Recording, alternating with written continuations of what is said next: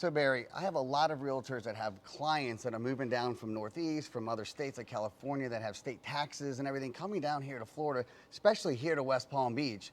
What would you say to those people and how they should react to Hey, the I'm one of them. I came from New Jersey here. So first of all, the weather, right? But also, as you mentioned, taxes, very important. No state income tax.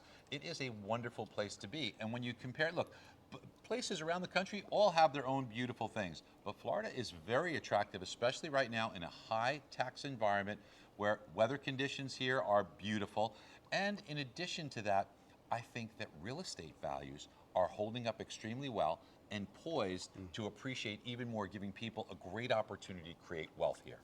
Wow, I looked at on your site at the real estate report card that you do, and it's pretty amazing. I share that with my real estate agents, and they're predicting in this county about a 5 to 6% appreciation going on in over the next 5 years, almost 30.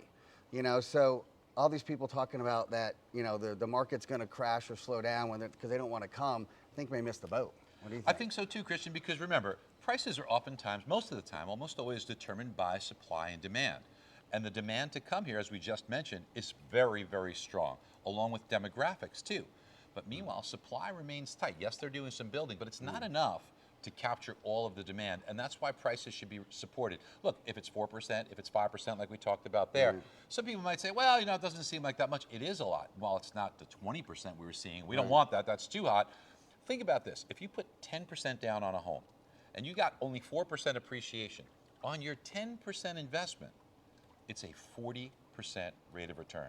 There's a reason why people say you create wealth through real estate. So another question I have for you is, the Fed is coming up with some meetings soon, right? And the predictions on from the news and stuff are thinking there's maybe 1 or 2 more rate hikes before they take a pause or maybe start cutting. What are your thoughts on that? Well, I think the Fed doesn't want to make the mistake of stopping too soon, but it's also a mistake to go too far and slow the economy. The problem with the Fed, imagine this. Imagine if you're driving down the road, you really should be looking farther down the road, right?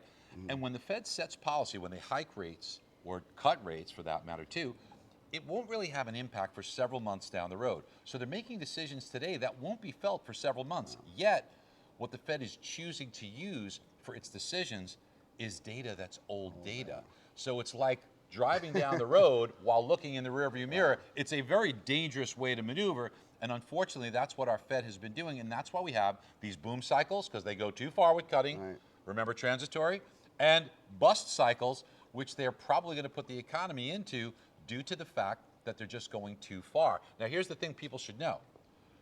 Recession, if that occurs, and there's a high probability it will, historically speaking, real estate does very well during recessions. 8 out of the past 9 recessions, real estate's done very, very well. And there was some anomalies in the one that it didn't do well.